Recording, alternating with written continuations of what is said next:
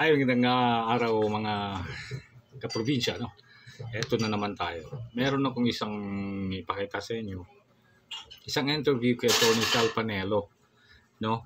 Ang masaklap na ito tungkol sa Duterte. Sa sinabi niya na ang mga Duterte candidates daw ay binoto ng mga blinded na mga Duterte sa Duterte country. So, napakasaklap pakinggan, na galing sa isang abogado na kasama ni former President Duterte. Hindi ba? Sa kanyang siyempre ipaparinig ko sa inyo mamaya. Mapapakinggan nyo naman yan. Hindi naman tayo gumagawa-galang dito na wala naman tayong papakitang ebidensya para sa inyo. Palaging may resibo yan, mga kaprobinsya.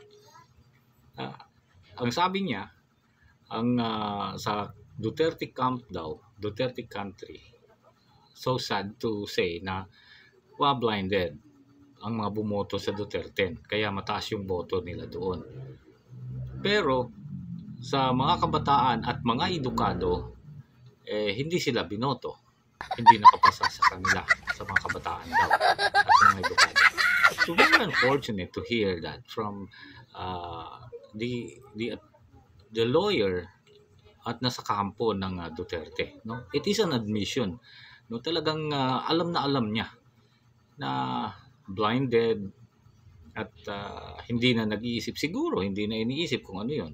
Kaya kulang na lang sabihin na panatiko, no? That's the correct word para sa mga talagang wala nang hindi na iniisip, basta sabing ito yung kay ang Duterte bubutuhin ito. Galing kay Tony Salpanelo na blinded, kaya mataas daw ang boto ng Duterte sa Duterte country kasi so sad to say blinded daw, no? Pero sa mga kabataan at mga edukado, hindi pumasa yung Duterte. Ito yun, mga kaprobinsya. Kaya kayo na bahala mag-analyze. Ilalatag ko lang, ilagay ko lang sa inyo, ipapakita ko sa inyo at ipaparinig ko sa inyo yung interview. Pakinggan nyo si Tony Salpanelo. Alam mo, yung Duterte country talagang maraming blindly, I'm sorry to say, talagang bumoto doon sa 10. Kaya ang taas nila doon sa mga Duterte country.